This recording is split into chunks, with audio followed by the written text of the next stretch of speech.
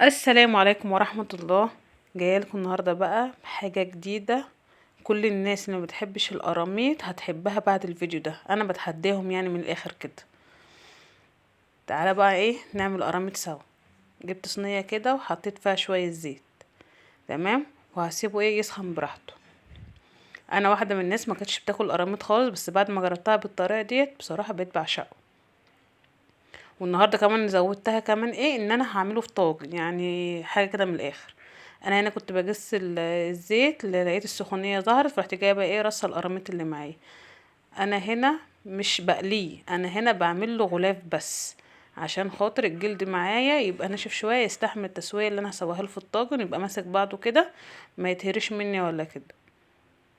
انا هنا غلفته بطبق الدقيق بس، ما حطيتش عليه اي حاجه خالص، ولا بهرته باي بهار ولا ملح ولا تبلته باي حاجه. انا بس غسلته كويس وقطعته جزر زي ما انتوا شايفينها كده، ورحت جايه نقعاه شويه في ميه وملح. وبعدين رحت جايه بعد ما طلعته من الميه والملح، رحت جايه عاملاه بشويه دقيق. بهرته بشويه دقيق، ورحت جايه حطاه بس عشان اعمل له غلاف، مش بقليه تاني. فبعد ما يديني اللون اللي انا بوريهولكوا دوت، يعني اللون الاصفر ده، بروح جايه بقلبه على الجنب التاني، عشان عايزه الجنب التاني برضو بيبقى نفس اللون، ما غمقهوش عن كده، بحيث ان الاقي الجلده بتاعتي بقت ناشفه معايا كده. اروح جايه بقى مطلعه، عشان خاطر وانا بسويه الجلده بتاعت القراميط ما تتهريش مني، ولا اللحم يتهري مني، يبقى ليه طبقه كده مقرمشه وماسكه بعضها.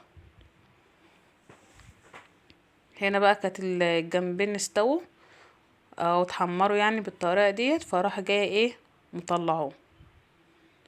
مش هعمل فيه اي حاجه بقى تاني، غير لما اجي اجهز الخضار بتاع الطاجن معاكم.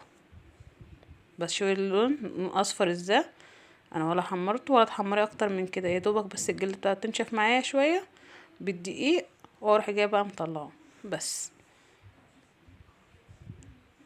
جبت بقى في نفس الطاسه اللي انا عملت فيها، هجيبها بس اطلع منها القراميط، واروح جايه بقى حط شويه زيت صغيرين، مش هكتر زيت عشان خاطر القراميط اللي انا قليتها هتبقى محمله زيت، فانا مش عايزه اكتر زيت عن كده. جبت البصل حطيته عشان عايزه ادبله، عشان يبقى طري معايا كده، عشان وانا باجي اسويه في الطاجن ما يبقاش معايا ني. فانا هنا بسوي الخضار اللي معايا نص سوا بس على النار، والنص التاني هيستوي مع القراميط في الفرن. بعد بقى ما البصل معايا هيدبل شويه، اروح جايه نازله ببقيه الخضار اللي معايا. اول ما هنزل بيه هنزل بنص معلقه توم مع البصل كده. بعد ما اشم ريحه التوم وانا واقفه، اروح جايه بقى نازله ببقيه الخضار. انا خرطت طماطمايه وقرن فلفل بس، مش عاوز خضار اكتر من كده. ده انا كده بعمله بسوي الخضار نص تسويه بس على النار، والنص التاني هيتسوى في قلب الطاجن. بصراحه بعد ما جربته بالطريقه ديت، يعني بقيت بعشق حاجه اسمها قراميط بعد ما كنتش باكله خالص. جبت بقى هنا معلقتين صلصه، ونزلتهم بقى كده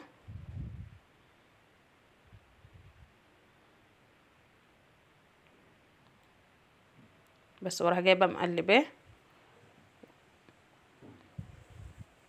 وبقى هجيب البهارات واظبط البهارات بتاعتي واظبط الملح بتاعي هنا وعلى النار. هنا مش هحط حاجه في الطاجن، هحط في الطاجن بقى هطبق ده كله بقى في الطاجن، مش هحط فيه حاجه تاني. البهارات بقى اللي انا استخدمتها: ملح، فلفل اسود، كمون، بهارات سمك، توم باودر، بصل باودر، وبابريكا.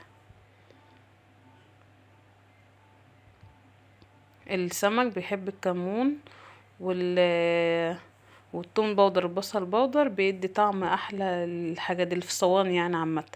جبت كوبايه ميه واروح جايه بقى مقلباها كده، وهسيبها تستوي براحتها، هسيبها تستوي نص سوا بس، قبل ما انا اجهز الباقي.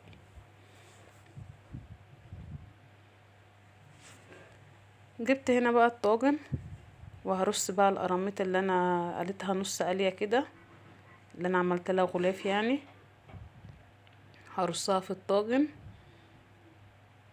عامة الفخار في اي اكلة بيدي نكهة تانية وطعم تاني للاكلة، يعني لو الاكلة بتاخد 50% في صينية، الفخار بيديها طعم 100%، يعني حاجة طبيعية. ولو فرن كمان بلدي بيبقى الطعم احلى واحلى، بس احنا طبعا للاسف ما عندناش فرن بلدي فهنعمل في فرن البوتاجاز.